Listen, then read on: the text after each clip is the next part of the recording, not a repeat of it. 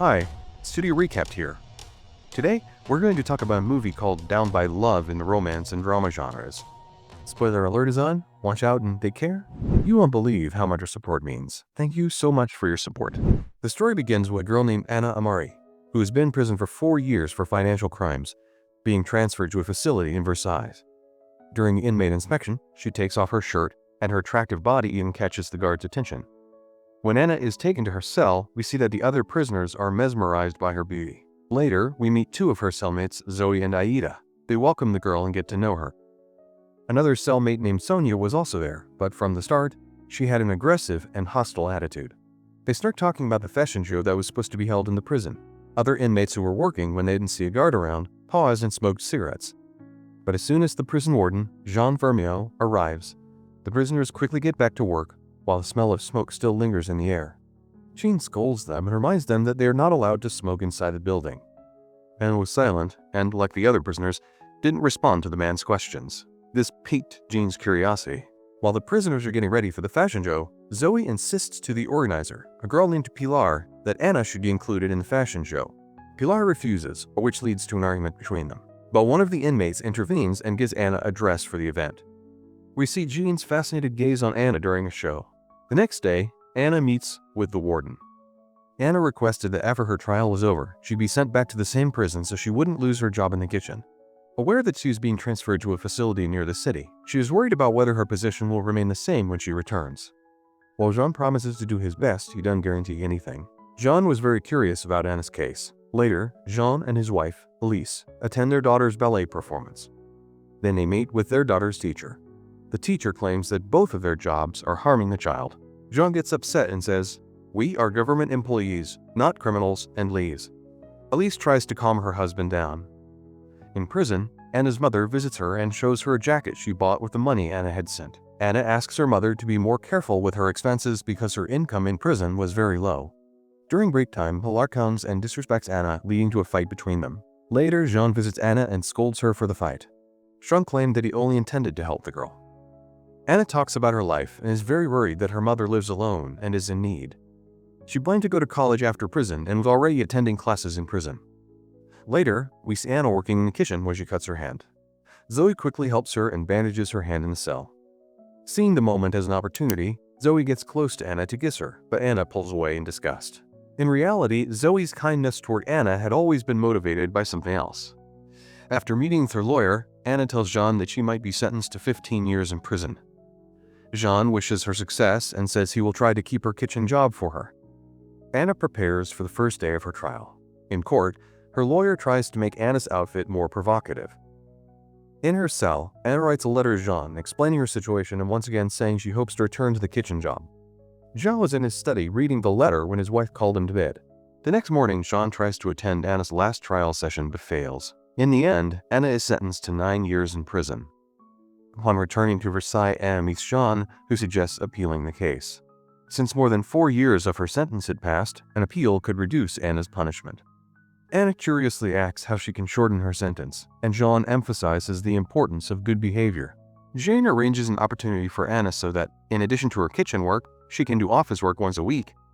Actually, there were some discounted and near-expired goods that Jean wanted to be sold to the prisoners at a relatively low price. While Anna was working in the office, Jean was surprised by her daily progress. One day, while working, their hands accidentally touch, creating a strange feeling between them, making Anna think that there might be something more than just helping between them. Later, in a literature class, the prisoners discuss Phaedra, the mythical character who fell in love with someone she shouldn't have. Anna listens carefully to the discussion about forbidden love. In the prison library, Jean notices that Anna has a problem. He sits across from the girl and asks her about it. Anna honestly says, "The problem is you?" And she leaves and gives him her notes, saying they are for Jean, unaware that Pilar was eavesdropping on their conversation. Jean reads the notes and realizes that Anna has fallen in love with him. Anna even admits that she knows her feelings are wrong. That's why she requested a transfer to another prison. That night, Jean receives an urgent call and rushes to the facility after Pilar attacks one of her cellmates. The next day, Jean meets Anna in his office and tells her that, due to her skills, her presence in the facility is valuable. In the end, Jean kisses Anna and confesses that he truly doesn't want her to leave.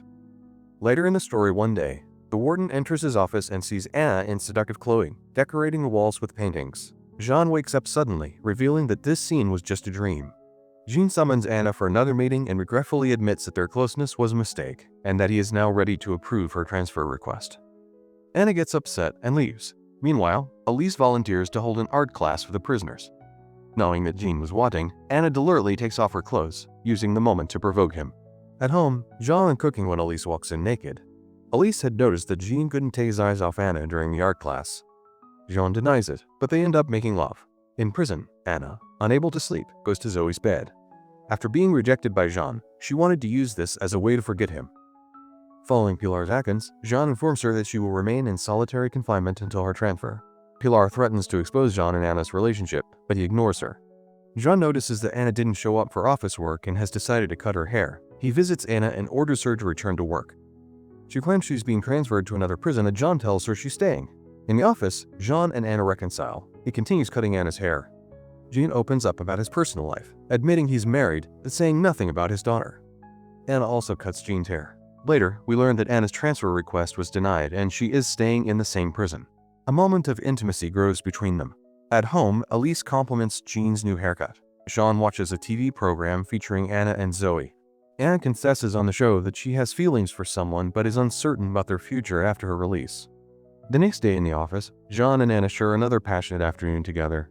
Jean's secretary enters and informs him that he must attend an officers' meeting. During the meeting, the officers question Jean about his connection with Anna. Jean denies any inappropriate relationship, stating that he only sees her once a week for administrative work and has no other intentions. During a visit, Anna's mother senses that something is off and suspects she is in a secret relationship. She urges Anna to end it. Anna argues with her, saying, "You never understand me." Later, Anna tells Jean about her fight with her mother. Jean reassures her that her mother's concerns are natural and comforts her. He confesses that he's never been this happy before, and they share another intimate moment. Later, Jean records a video of Anna as a keepsake, something strictly against the rules. Anna also has a phone, but Jean doesn't confiscate it. To make up for it, he writes his number on her hand so they can stay in touch more often. Jean tells her that he plans to spend some time with his family. Anna is deeply upset by this. While Jean and his family plan their vacation, Anna begins to feel disheartened about their relationship. Jean keeps texting her, but she doesn't respond. Frustrated, he comes up with a plan. He pretends that his office needs cleaning and asks his secretary to call for maintenance, ensuring that Anna is chosen for the task. Before she arrives, Jean closes the curtains and hides his family photos.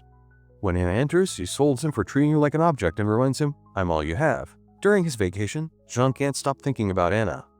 Meanwhile, Anna and her cellmates throw a party. Jean receives a provocative video of Anna from the party. At her next visitation, Anna's mother doesn't show up. Anna calls Jean to ask about her mother, but Jean is with his wife at that moment. Anna takes a large dose of pills, attempting to end her misery. She is rushed to the hospital. Jean abandons his vacation and returns to be with her. Feeling devastated, he goes to a bar, gets drunk, and mistakenly starts dancing with a woman, thinking she is Anna. When he tries to get closer to her, others throw him out.